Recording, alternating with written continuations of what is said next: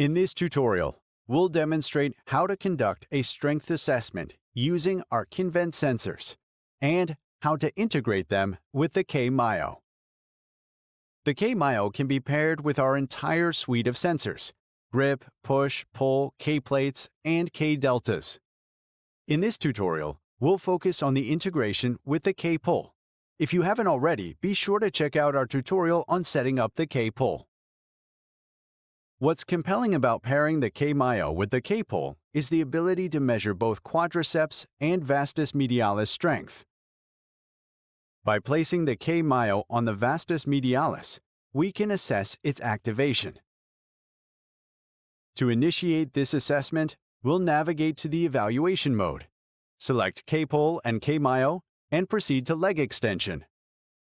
And click here. We'll activate the sensors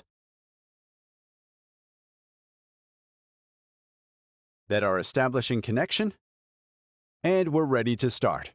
We'll prompt the patient for 3 contractions of 3 seconds each, with 5 seconds of rest in between. Now let's begin as hard as you can. And release. Again, hard. And release. Again, hard. And release. The report section allows us to note any discomfort, add comments, and provides an overall summary. This includes the maximum force applied to the K-pull during the leg extension, correlating with its maximum activation.